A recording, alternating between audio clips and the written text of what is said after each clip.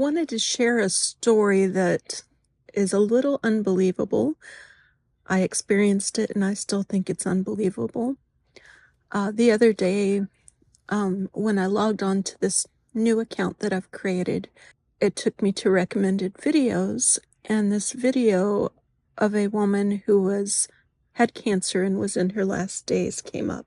I clicked on it just out of curiosity, and she had a crafting and art YouTube channel. I don't remember who it was, and then she'd been diagnosed with cancer and was in her last days. She was on hospice. And so, since I clicked on it, of course, with the algorithm, all the other videos like that have been popping up, which is quite depressing. But then it's been coming up in my personal Facebook feed too. So today, this thing about a hospice nurse came up, and I clicked on it, just was talking about common things that happen before people pass. So I just wanted to share the story of mainly my mother and when she passed, and a little of my grandmother, who was 99 at the time she passed.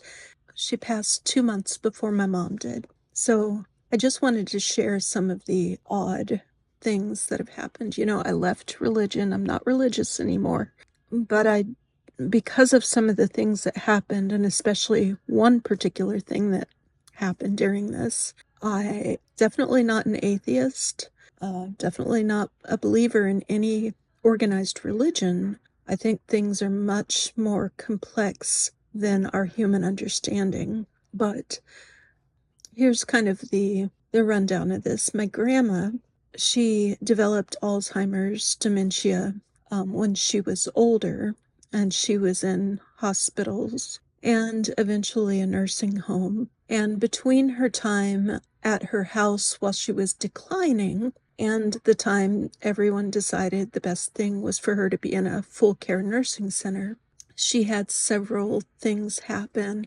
I don't know every story, and I'm probably going to miss some, but I'll share some of what I remember. She would start seeing people in her house, and this was one of the things that the article I read today said, that about 6 months before somebody passes, they start seeing loved ones that have already passed to the other side. And so my grandma started seeing people, some loved ones and some just random people. Like, she would swear there was a man in military uniform in her house. We don't know how much of it was that she was close to death and how much of it was the dementia, but she was seeing quite a few things. And one of the scariest things for me personally, everybody in my mom's side of the family lives pretty much around, or did live pretty much around, one central area. And my grandma lived in the house that they all grew up in from when my mom was about 9 years old, I think. They moved there in the 40s or 50s, I think. I think it was the 50s. So it was like a 1950s farmhouse, very small. Did not have indoor plumbing, did not have electricity. My mom, when she grew up and went off to college, she brought some girls home for the weekend once, and they were absolutely mortified that there was no indoor plumbing in the house. So, but she just thought it was normal.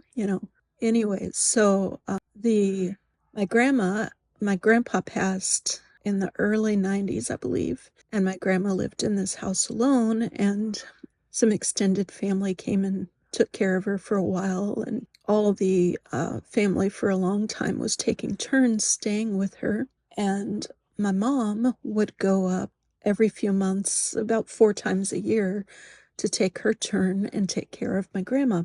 When I moved to Florida back in 2012, I started going up and helping my mom take care of her. To back up, there's only one bathroom. When they did get plumbing, they only built one bathroom in this little house, and it was off the back porch. The back porch was like on the side of the house.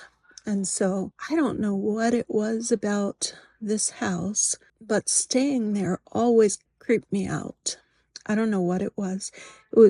It's in the middle of nowhere. There are tons of, other rural farms, farmhouses around. My aunt and uncle lived directly across the street, but it's very, very large fields and farms and barns and all this stuff. Everybody raised crops, and one of my uncles has cattle. This uncle that lived across the street raised animals for a while. They're just kind of, good fruit of the earth country folk. Anyways, so it is pitch black there at night. Like the stars are so beautiful, but you would not know if a bear walked up on you. You can't see your hand in front of your face there. And so it always kind of scared me to be there. And I was spending the night there, and I got up in the middle of the night to use the restroom. I went to the bathroom and I came out and walked through. You have to walk through the little dining room and then through the living room and back to where I was sleeping. My grandma's bedroom was off the dining room, and she could definitely see you walk by in the middle of the night. She asked me the next morning, "Who was the little girl with you when you went to the bathroom?" And I have shivers just talking about it now. She saw somebody following me when I went to the bathroom. So I don't know. I don't know, if it was her imagination. I don't know if she saw some ghost child. I don't know. But my grandma would hear things. She would see one of my cousins had two children that didn't make it past birth, and they would be in their, I guess, mid-20s now, probably. But, they died as babies. And my grandma thinks that she saw those children. She saw children, and everybody else in the family pieced together that they think it's those two children. Anyway, she would hear hymns being sung. She'd hear music, just all kinds of this and that going on. She finally ended up getting COVID in her nursing home, and then she passed shortly from that. But let me back up. So it was 2019. It was late November. Mom and I were putting up Christmas decorations, and all of a sudden we saw a little orange tabby kitten in our house, little orange tabby cat, come into our house. We have a little cat door that's in the door in between our house and the garage. And then we leave the garage door open just enough for our cats to get in and out. So it's not directly open to outside. They can come in under the garage door and then inside. And this little orange tabby cat had come inside, little kitten. But it was probably 12 weeks or so, we thought at the time. And it walked in just like it belonged there and helped itself to food in the kitchen and water, and met my cat, Mr. Meow, at the time, who was on his way out. He had FIV and was very, very sick at the time. Well, we figured it probably came from the neighbor's house, and so it went back outside, and then we were hanging Christmas lights on the house, my mom and I, and it was kind of playing with the Christmas lights while we were putting them up. Well, my dad came home, and he does not like cats whatsoever, and he asked, "What in the world is this cat doing here?" And my mom was like, "What cat? I don't see any cat. What are you talking about?" Just kind of playing with him. And so as it turned out, this cat was from next door, and it didn't come by for another month or so, and then it just came by, and it took a liking to my mom a lot, a lot. Just kind of stuck to her, would not get off her lap. Really took a liking to her. She took a liking to it. But she felt bad. She didn't want to steal the neighbor's cat. So she would take it back to the neighbor's house over and over again, drop it off. And then after doing this maybe 5 or 6 times, she said to the neighbor, "I'm sorry, I don't think the cat should determine where it lives." And the neighbor said, "If the cat wants to stay with you, if it's happier with you, then you can just have it." So we found out its name was Leo, and Leo became my mom's cat. Leo would not leave her side at all, and just took to her a lot. Well, fast forward to summertime. It was June or July. I got her a bird feeder and a hummingbird water for her Mother's Day. And she had brought them inside to clean them. And she was just starting on the bird feeder when all of a sudden she felt funny and went to lay down. I was in my bedroom working on the computer. I heard my sister scream for me, and she said, "Something is wrong with Mom." And so I went to her. She was laying on the couch in the living room, and she couldn't speak. She would look at me and looked really confused, and she would get out just nonsense. She could say some tiny words, but they were just over and over the same thing, and I thought she must be having a stroke. And so I called my dad, and we realized that we needed to get her to the emergency room. We took her to the emergency room, and she could not speak at all. They called a neurologist and did a evaluation with the neurologist.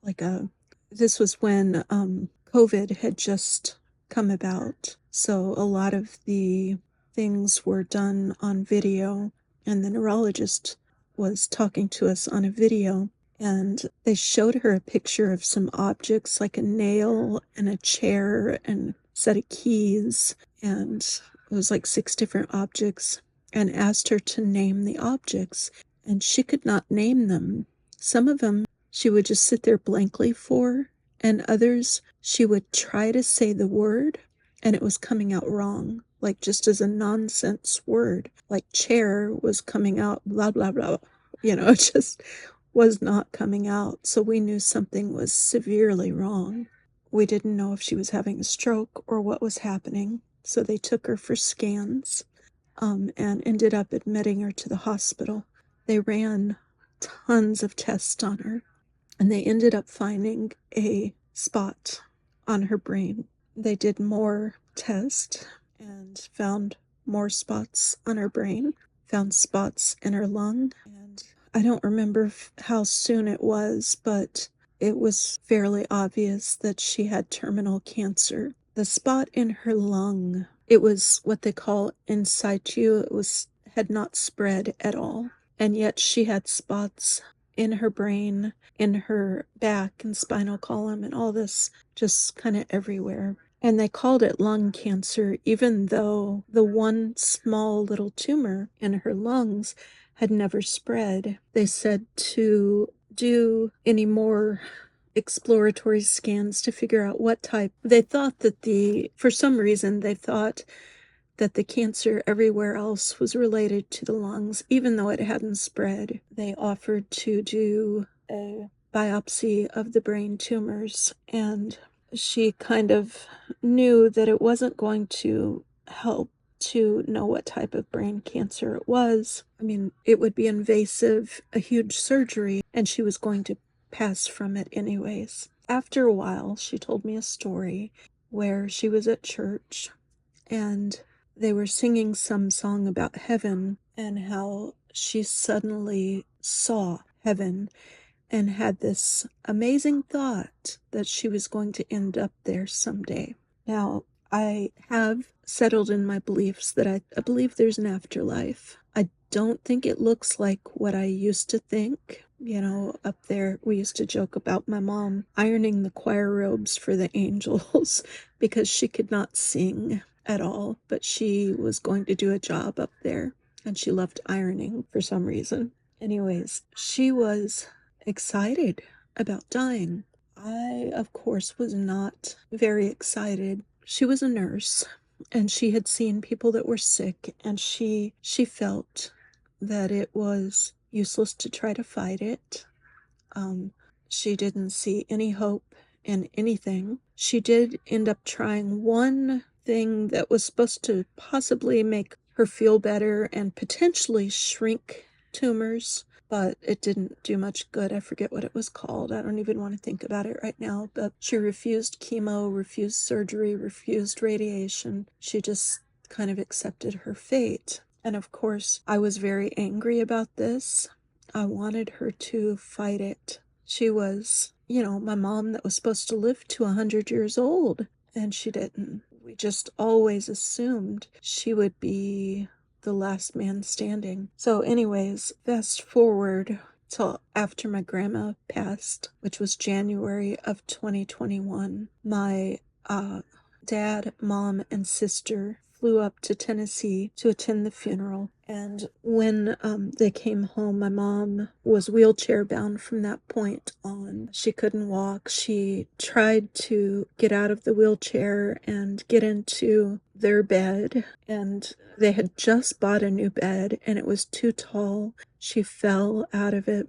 And the first night they were back, we had to call the paramedics to come pick her up because we were too weak to pick her up. We ended up calling them several times in the next few weeks because she would fall and she was too weak to get herself up and we were too weak to help her up. And these big, muscular guys would come in and pick her up. And in no time, they put her on hospice and put her on medicine. And the hospice nurses would come in and not do a whole lot. They would help her shower, wheelchair her in, and then the nurse was able to transfer her to a chair and then help her bathe and then get her back out and dressed and everything.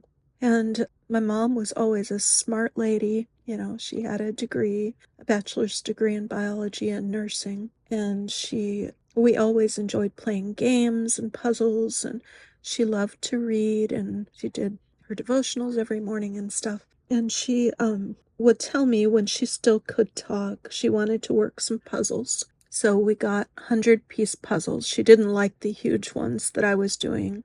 Even like 300 pieces was too much, but she wanted to do a 100-piece puzzle. And I remember her trying to put the puzzle pieces in, and she could not reason because the cancer was invading her brain so bad. She didn't know. She couldn't work a simple 100-piece puzzle. It was just really heartbreaking to watch. She ended up going blind in one eye, and you could see that the cancer had just eaten away at her face, and it was all swollen up. It was just terrible. Anyways, oh, by the way, the little cat that came, his name is Leo. We still have him. We feel like he knew what was happening. He never left her side, ever. He just was a little angel, we feel, sent to watch over her and provide her comfort. Mom used to call him her nurse. So, anyways, about 3 days before she passed, it became apparent that she needed to move into they had moved from their bedroom with this new bed, which was kind of high,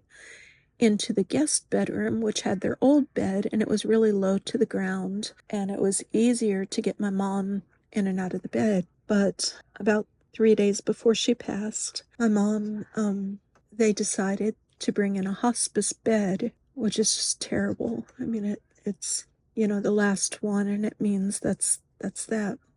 And but all we cared about, or all she cared about, and they cared about, was getting her comfortable and in this bed where we could raise her head and give her medicine and so on. So it was, I think, the night before they brought it in, the stress was just overwhelming. We were all taking care of her and knowing she's going soon. We didn't know how long, but it was maybe a day before the hospice bed came in. And I woke up about 5 a.m. to something scratching my leg. I thought it was the cat. My cats would sleep with me, and sometimes they would play with my leg or arm or whatever. I thought it was my cat. I moved my leg to try to tell it to stop, and it wouldn't stop. And I finally looked down, and this is the craziest thing that's ever happened to me on a paranormal level. I looked down, and there was this evil, crazy looking woman. Black, crazy, matted, long hair. Evil, horrible looking woman scratching my leg. and I screamed, absolutely terrified, screamed as loud as I could. And my sister came running in the room, and I had somehow jumped up and was curled up in the corner of my bed at the very top of it because she was at the bottom and down there. And of course, by the time I blinked, she was gone. But I am sure that I was awake. So I've looked it up since, and actually, the first thing that came to my mind was the term old hag. People talk about an old hag visiting them in the middle of the night and like sleep paralysis or whatever. It was not quite that, but it's the only thing I could think of. Over the next few months, as I started studying, I learned of the term banshee and looked at pictures of so-called banshees and learned that they came to foretell someone's death in the family. And I know it sounds absolutely nutty, crazy, but I swear to you that I saw this thing. I was not asleep. I screamed. My sister came in. It was terrifying. And I don't sleep in that bedroom. I'm in there right now, but I don't sleep in this bedroom anymore. I haven't slept in there in a long time. It's scary. But I mean, the only thing that makes sense is that it's a banshee. I know it sounds absolutely crazy, and if it hadn't happened to me, I would not believe it either, but that's what happened. So from that minute on, the next day, they brought in the hospital bed. They put it in the back family room with the TV, and I slept right on the couch next to my mom for the remaining 3 days she was alive. It was a horrific time. She passed on a Saturday morning, and they had me giving her the basically final medicines and showed me what to do. I think it was a Wednesday, Thursday, Friday she was in that bed. And then I knew she started having the death rattle, and I knew it was. So, anyways, she was in this hospice bed, the very last one. And I stayed with her, giving her her medicines and being there with her for the 3 last days. And I watched TV a lot in the family room, but up until then, I hadn't slept out there very often, if probably not at all. That couch is super uncomfortable, but I needed to be there for my mom, and so I did. She has a lot of plants that are near the couch, and as I was there with her, and Leo was there with her, and just by her side, I noticed that it smelled like pine trees, really strong. So I noticed it was smelling like pine, like Christmas trees. And I went to all the plants that were there, and I smelled of all the plants, and she didn't have any pine trees. None of the plants smelled like pine trees. And over the next 3 days, that smell got stronger and stronger and stronger. We had people from her church come and visit, and they commented they could smell it. And the smell was just, we have no idea where it came from. It was just an overwhelming scent of Christmas trees, pine trees, like very, very strong. So the last morning, I hardly slept that night because she was in very bad shape. She wasn't awake once she was in that bed for very long.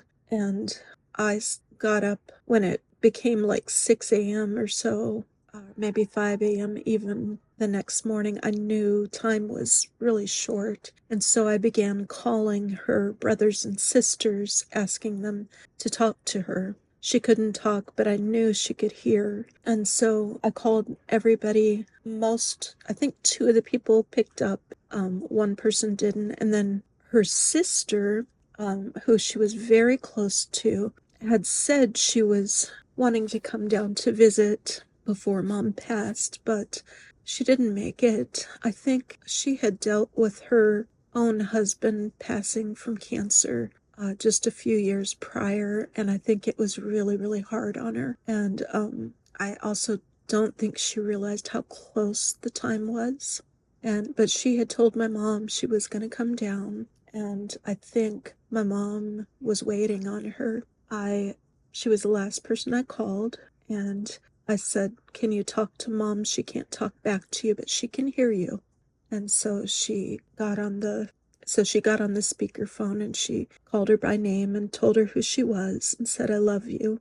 And I wanted to tell her that I think the time is near, but I didn't know how much my mom could hear, and I didn't want her to hear me say that. And so the first time I left her there alone in 3 days, if I had to leave to go to the bathroom or whatever before, I called in somebody to sit there with her while I went to the bathroom. But I thought, well, I'm just going to step out and go into the other room and speak to my aunt and tell her what's going on, just real quick, seconds. And in that time that I stepped out, my mom passed. I came back, she wasn't breathing. You know it's coming, it just is a shock. It's a relief that she's out of pain. I knew she was suffering terribly. But yeah, it's like either she thought her sister was there and she was waiting for her to go, or she was waiting for me to leave because she didn't want to go while I was in the room for some reason. It took about an hour, I think.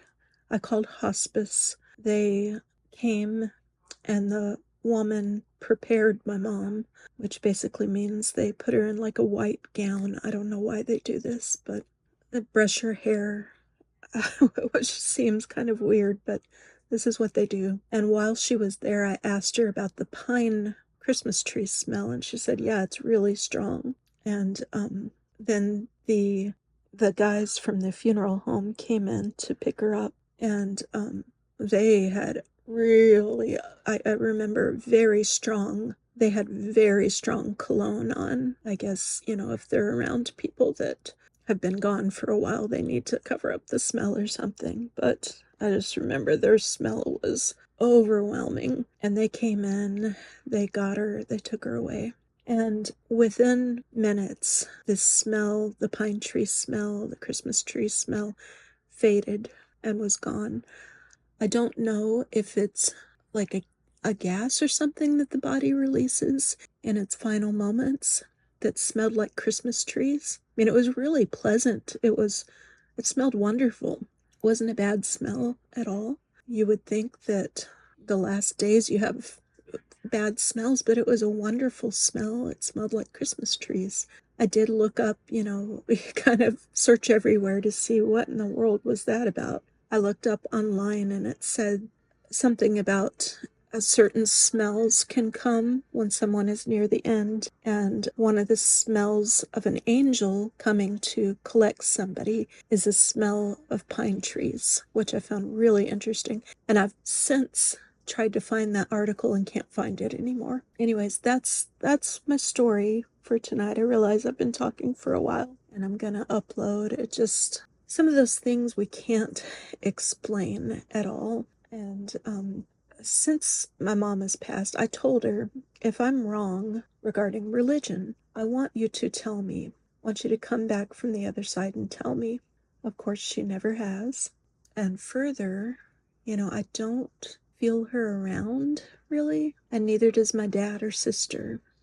People talk about, I feel my loved one near me. We don't feel that at all. And we don't know why. Like, when it happens to you, it's just different. Anyways, that's my story. Believe it or not, that's my experience.